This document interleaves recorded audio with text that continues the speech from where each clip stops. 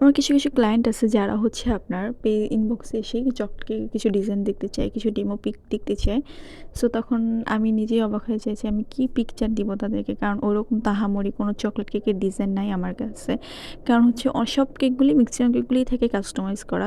Base থেকে chocolate, কিন্তু উপরের ডিজাইনটা পুরোটাই কাস্টমাইজ করা থাকে। যেমন রিসেন্টলি আমার একটা চকলেট ওভারলোড একটা কেকে আপু তার পছন্দ মতো ডিজাইন কাস্টমাইজ করে নিছে।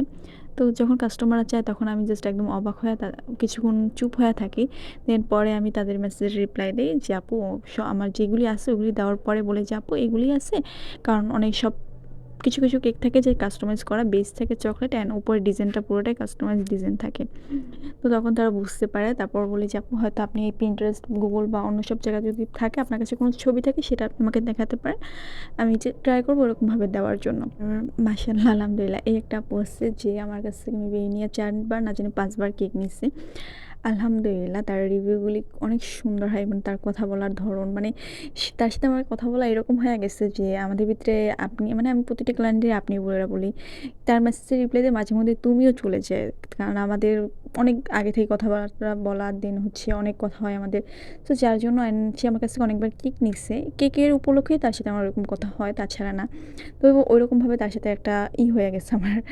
তো যার জন্য হচ্ছে খুবই ফ্রিলি আপুটা প্রতিবার কেক নিলে তার ২ টা কেকই নেবে একসাথে, ২ টা ফ্লেভার নিবে। অরেঞ্জ আর একটা হচ্ছে আপনার চকলেট ফ্লেভার।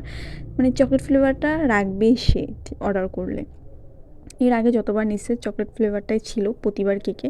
অ্যান্ড এবার কেক ২ টা সে তার আম্মুর জন্য নিছে। আর প্রতিবার নিলে সে একসাথে ২ টা কেকই নেয়। এই কেকটা পুরোটা কাস্টমাইজ ডিজাইন ছিল। ১ম এ যে ডিজাইনটা ওই ডিজাইনটা দেওয়ার পর দেখতেছি যে না ভালো লাগতেছে না। কারণ ওইটাই আপু আমাকে কাস্টমাইজ, মানে ডিফারেন্স পিকচার দিছিল। সো যার জন্য দেখার পর দেখি ভালো লাগতেছে না। যার জন্য আমি ডিজাইনটা আবার চেঞ্জ করে এখানে হচ্ছে এই ফুলের মানে রোজ নজল, ইনস্ট্যান্ট যে রোজটা বানাই আমরা নজল দিয়ে, ওই রোজ নজল দিয়ে এই ডিজাইনটা করে অ্যান্ড হচ্ছে চারপাশে চকলেট ড্রিপিং করে দিচ্ছি, যেটা আমার খুবই পছন্দের একটা জিনিস, এই চকলেট ড্রিপিং করে দেওয়া।